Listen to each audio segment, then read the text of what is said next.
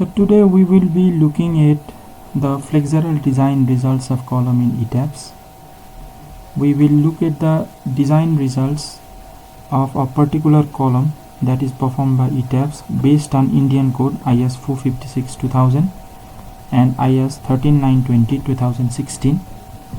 We will look at how the software designs the columns, what are the specific values that the software gives us as the result of design, and how these values have been obtained. We will just see or look at some calculations that is necessary to understand how the software have arrived to these values. So here I have posted a screenshot of a concrete frame design result of a column of a particular building, and here are some notes that I have prepared that may be useful for you as well. We will see how these values have come, what are the calculations behind these values. So firstly, let us look at this diagram here. This is diagram, or this is one screenshot of our design results that I have extracted from ETABS, and currently we are looking at the design results for this column that is surrounded by this red or oval shape here. This is a column which lies in the ground floor. This is our basement and this is our ground floor. So above this column we have 1, 2, 3, 4, 5, 6, 7 floors, and we are looking at the design result of this particular column here. The design result I have posted a screenshot on the left hand side of our notebook here. So let us see how these results have been obtained. First, there are some general details. The first is the column element details. Our column lies on the first floor. The element name is C16. Its unique name given by the software is 372. The section ID is C30 by 30. Currently we have defined the section property as a column of dimension 30 inches by 30 inches. In millimeters it is nearly equal to 762 mm by 762 mm. Similarly, the pertinent combination or pertinent load combination that is governing the design of this column is this load combination here: dead load plus certain factor F times live load plus a response spectrum load in X direction. The design is being performed at a station location 0. This is the length of our column, which is also the flow height of our column, and the type is ductile frame. You can see this LLRF, whose value is given as 0.6. So this LLRF, what is this? It is our live load reduction factor.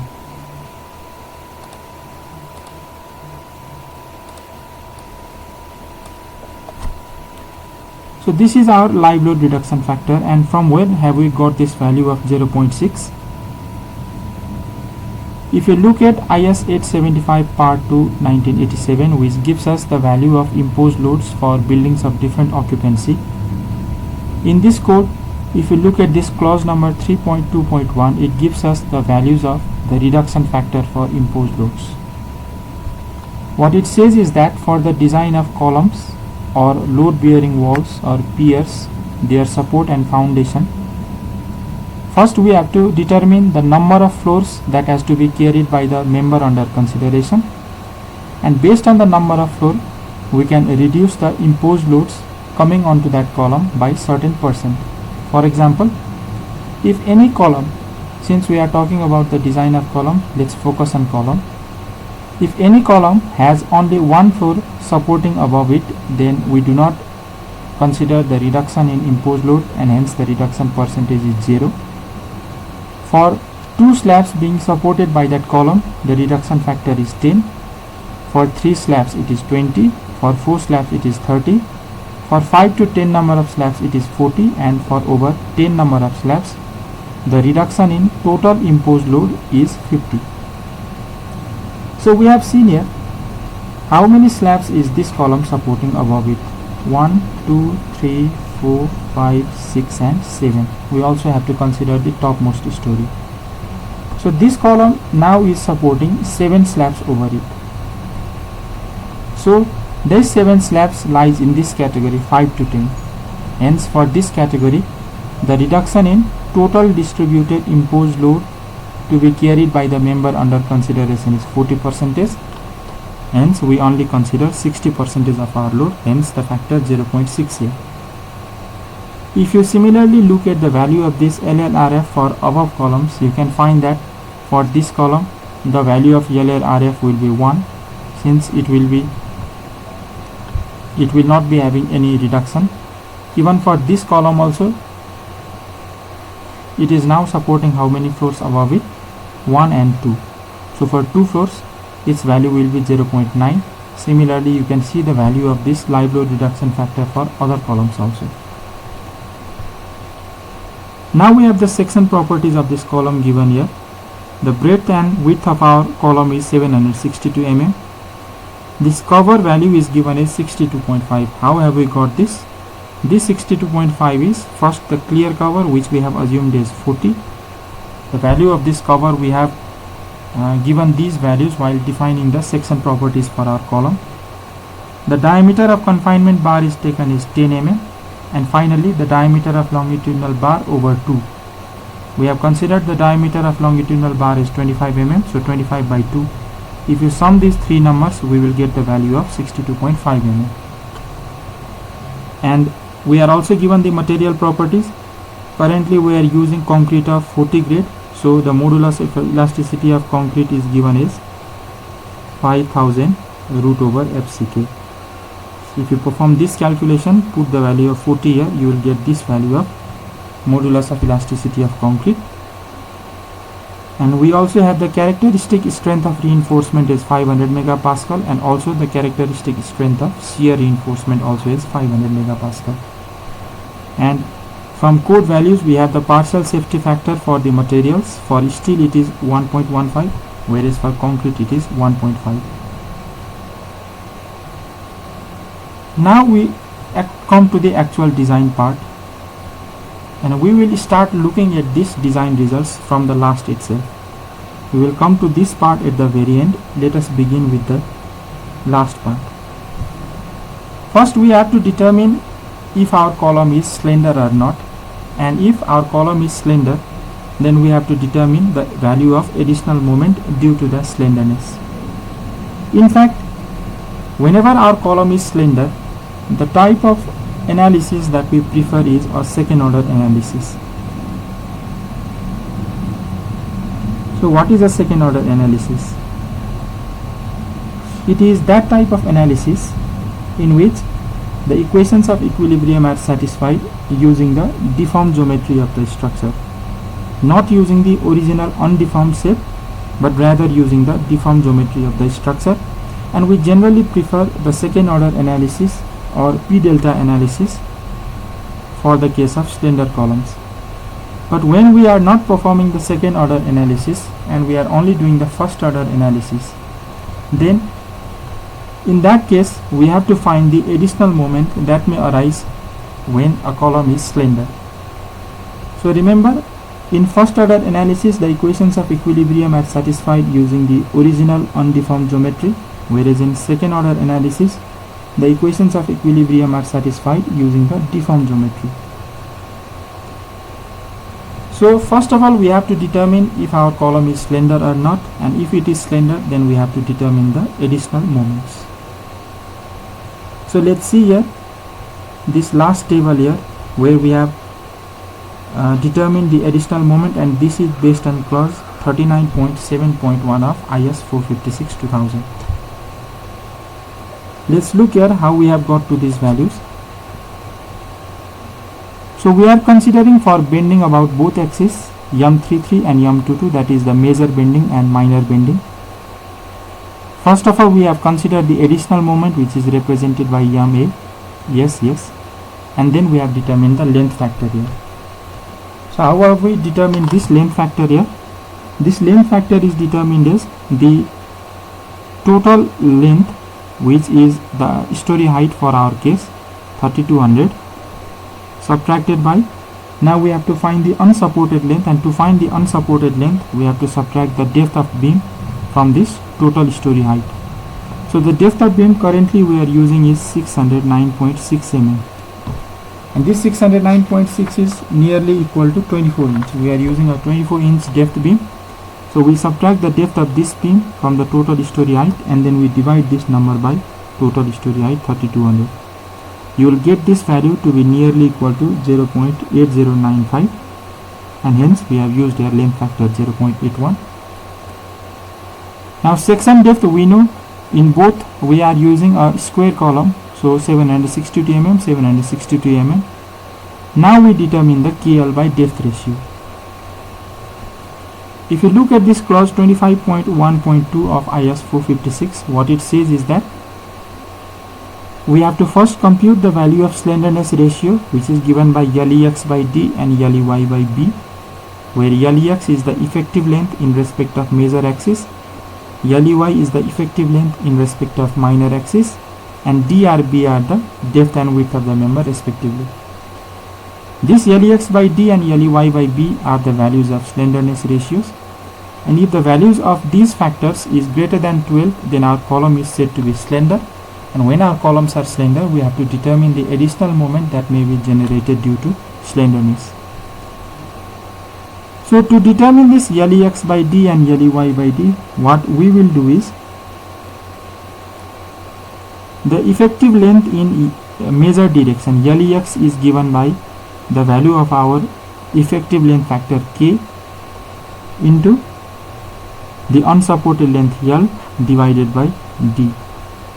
Similarly, let's say this Kx for major axis, and similarly for minor axis it is given by Ky into L over B. In our case, D and B is the same. The only thing that differs here is Kx and Ky. Kx and Ky we obtain from here. We will come to this table how we have obtained this value of K. So first let's calculate this Kxl by D. Kx we have here 0.958002 into, now this unsupported length will be story height minus depth of beam 609.6 by 3200. Perform this calculation, you will get KL by depth ratio nearly equal to 3.257, this value here. Similarly for the minor axis, 0.913403 into this same value here, you will get this to be nearly equal to 3.105, this value here. So we have got the actual value of slenderness ratios, and we know our limiting value of 12. So our limiting value has not been exceeded, hence our column are not slender columns, rather they are short columns, and hence the additional moment that is generated due to the slenderness ratio is equal to 0. So what would have been the case if our column were slender? Then we would have to calculate this additional moment here. How is this additional moment calculated? This additional moment is calculated based on our clause 39.7.1 of IS 456. It gives us formula for the calculation of this additional moment. What we have to do is, first we have to calculate the additional moment using this formula inside this red brackets here, and then we have to multiply them by some factor K in order to reduce our additional moment. You please look at this corresponding clause in your IS 456 to determine or to understand the value of this additional moment EMA3 and EMA2, and then how to calculate this K factor here. So here it is just shown here. First this table shows us the value of the moment reduction factor K, this K factor here. This K factor, conservatively the value of this K factor comes to be 1, or you can use the formula that is given here, PUZ minus PU over PUZ minus PV, which should be less than or equal to 1. You can find PUZ, PU, PV and then calculate the value of K, but conservatively you can take the value of K to be 1. So by calculation also our value has come out to be 1 here. And finally, as we discussed before, let us see this effective length factor here. This effective length factor is calculated based on IS 25.2 clause, or rather you can look at Annex E of IS 456. Based on this graph and formula given in Annex E, the value of K or effective length factor has been considered for both sway and non-sway conditions. For sway conditions, the value of effective length factors are greater than 1, you can see here, for both major and minor bending, whereas for non-sway condition these have come out to be less than 1. So which value to use here, sway condition or non-sway condition? This is determined by this Q factor. So what is Q factor? Let us see here. I have posted a screenshot of the calculation of Q here. Please look at this formula by going to Annex E of IS 456. I will directly go to this last part here. If the value of Q is less than or equal to 0.04, then the column in the frame may be taken as no sway column. Otherwise, the column will be considered a sway column. So we can see here our value of K factor is in both cases for both major and minor bending is less than 0.04. So we have considered our columns as non-sway, and we have used the effective length factor for non-sway condition, that is 0.9858002 and 0.913403. This value of K we have used here to determine the KL by depth ratio to calculate the slenderness ratios. So finally, after doing all these things, now let us come to our design of our columns. These are the preliminary calculations that we have to do to determine first the effective length factor here, and use this effective length factor to calculate the additional moment, first by ascertaining whether our column is a slender column or a short column. So now when we come to the slenderness effect and the biaxial moment that is coming onto our columns, the primary value that we will be given is this here. This comes after the analysis of our structure or analysis of our column. We have been given end moments for both M3 direction and M2 direction, that is major bending and minor bending. These are the end moments that is occurring at the two ends of our column. Now based on these end moments, we have to find the design moments. But first, before finding the design moments, there is one thing called this initial moment here. So how do we determine the initial moment here? The determination of this initial moment is based on the note that is given after clause 37.1. This note here that talks about the calculation of initial moment and how to use that initial moment to calculate the total moment for design. So before calculating this initial moment, or before looking at the calculation of this initial moment, let us look at this minimum moment here. This minimum moment refers to the value of a moment for our minimum eccentricity condition. So what our code says is that even when the column is less than this, even when our columns are having the moments less than this moment for minimum eccentricity, we have to at least consider the moment for minimum eccentricity. So how is this minimum eccentricity determined? This is determined by this formula here, L by 500 plus D by 30 or L by 500 plus B by 30, where L is this unsupported length and D and B are the dimensions of our column, and this is subjected to a minimum value of 20 mm for both cases. So let us determine first our eccentricity here. This L value will be given by 3200 minus depth of beam, which is 609.6 over 500 plus, now for both cases D or B we have 762 over 30. So this will come out to be 5.18 plus 25.4, which is equal to 30.58. So 30.58 is greater than 20 mm, so we will take the minimum eccentricity as 30.58. So after finding the minimum eccentricity, we have to find the moment associated with this minimum eccentricity, and that is given by the moment associated with minimum eccentricity is given by the value P into E minimum. So P is the axial load, which we get from here 1725.6482 into the minimum eccentricity we got is 30.58, which is rounded off and written as 30.6 here.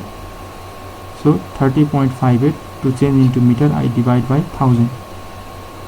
So using this you can get the value of minimum moment is 52.77 kilonewton meter.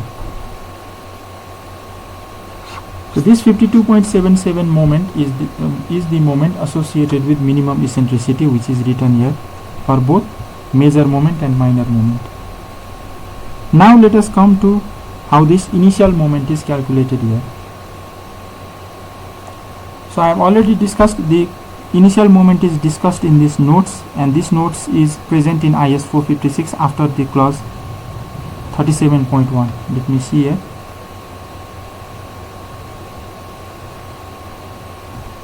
Yeah, yes, after 37.1, what it says is that how do we determine the total moment? Let us see here. Let us talk about the determination of total moment.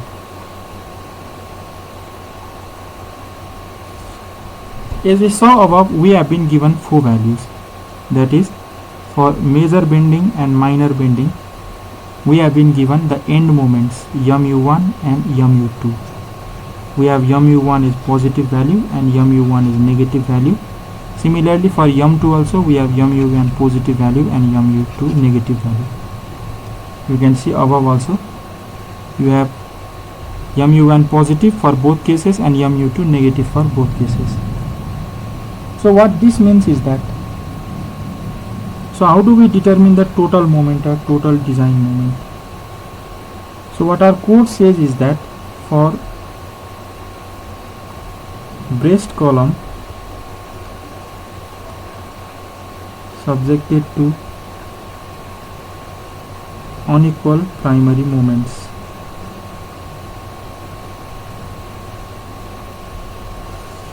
so these are our primary moments mu1 and mu2, and these are unequal in our case.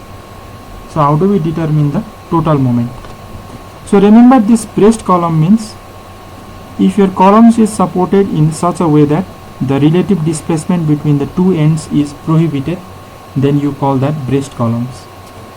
And your braced columns generally deflect in this way.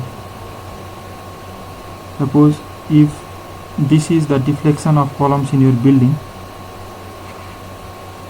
let us say this sort of deflection is present in the frame of your building, then you can see that if you draw a straight line here, let us say this point is somewhere here, then there is no relative displacement between the two ends of your column.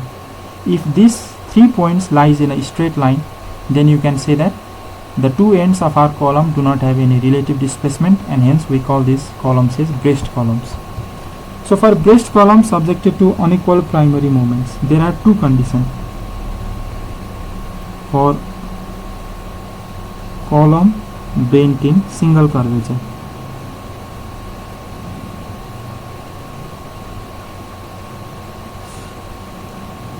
so for column which are bent in single curvature, if this is your column, then it is bent in this way here. Then for this case, your moments are present in this way. So both of your primary moments, that means moments at the two ends of your column, both moments are positive. mu1 and mu2 both are positive. In this case, you can calculate the initial moment is 0.4 mu1 plus 0.6 mu2, and the value of this mui or initial moment should not be less than 0.4 mu2. So what is mu2? mu2 is the larger end primary moment. The larger value of primary moment is mu2, whereas mu1 is the smaller end primary moment. So this is the case for column bent in single curvature. But for column bent in double curvature, what will be the case? One of these moments will be negative, and we generally consider mu1 to be negative here. So in fact this mu2 will be mu1, we will consider this to be negative, so that our initial moment now will be 0.6 mu2 minus 0.4 mu1, again this value should not be less than 0.4 mu2. So why is this the case for double curvature? It is because if you suppose this as your column, you can see that now it is bent in double curvature. This means one moment is positive whereas other moment is negative. In this case the direction of these two moments are same, so one will be positive and another will be negative.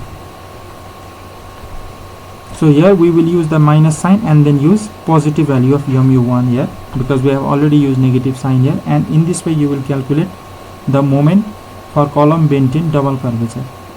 So if you look at the values of our end moments for this case, you can see that one of our end moment is negative, so we can say that our column is bent in double curvature in this case. So after finding the initial moment, what we have to make sure that in these both cases, whether single curvature or double curvature, the value of this initial moment should not be less than the minimum moment. That means the moment associated with the minimum eccentricity. You have to make sure of this also. And finally, how do we calculate the design moment? The design moment is calculated as the initial moment mui plus the additional moment due to slenderness, and the value of this mu2 should not be less than the value of mu2. So this is for column subjected to unequal primary moments. Okay, let us see how these formulas have been used in our design here.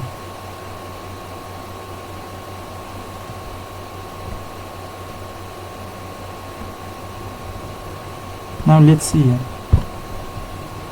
So we have been given the value of end moment here. Now we have to calculate this initial moment. So how does this value of 303 comes? Let me just write here. So we know that the initial moment is given by the formula 0.4 mu1 plus 0.6 mu2. So mu1 is our larger end moment, so 0.4 into 551.3648 plus 0.6 into minus 68.6461. You perform this calculation, you will get the value of 303.3604. So this is the value of our end moment, initial moment. Also you have to make sure that this value is not less than 0.4 mu2. So find the value of 0.4 mu2, you will get this value is 220.546. Now you can see that this initial moment is not less than the value of 0.4 mu2, hence we take this value as the initial moment, and this value is given here 303.3604. Similarly for minor bending also you have to do the same. 0.4 into now minus 20.1212 plus 0.6 into 26.8108. If you do this, you will get the value is 8.038 kilonewton meter. You have to check this again with 0.4 mu2. So 0.4 into mu2 gives us 10.7243. Now this value is less than the value of 0.4 mu2, hence you have to consider 0.4 mu2 as the initial moment, hence this 10.7243 has come here. So in this way we got the value of initial moment. Also we see that what we saw or what we discussed, that the value of initial moment should not be less than the value of the minimum moment due to minimum eccentricity. So for this major axis bending, it's okay. 303 is greater than the minimum moment, hence we will take this value as our initial moment. Let us write here 303.3604. But for the minor bending, our initial moment is less than the minimum moment, hence for minor bending we will take the initial moment as this minimum moment, 52.7717. So these are the final values of our initial moment. After finding the final values of our initial moment, we have to find the design moment mut, which we saw is mui initial moment plus ma, and this should not be less than m2. So for our case this additional moment is 0 because our column is not slender, Hence the value of initial moment itself is the value of our design moment here. But again, this should not be less than the value of yum2. That means, remember, yum1, yum2 is this value 551 and 26.8108. So for both case, what you can see is that 303.3604 is the value of yum-ut, but this yum-ut is less than 551.3648. Hence our final design moment will be 551.3648. And similarly for minor bending case, our value here is end moment is 26.81, but our initial moment is 52.7717. So in this second case, our design moment will be this minimum moment, 52.7717. So finally what we get is our design moment for major bending is 551.3648, but for minor bending it will be this minimum moment case, which is 52.7717. Now using this design moment here, you can either perform theoretical calculations or you can use SP16 to find the value of rebar area and calculate the value of rebar percentage. In this way, our software calculates for the design of columns. These are the values that we get during the column design in ETABS, and we have just seen how these values have been computed by looking at the various codal provisions. So in our next lecture, in a similar way, we will also look at the flexural design results for our beams, and in our subsequent lecture we will see the shear force or shear design of our both columns and beams. Thank you.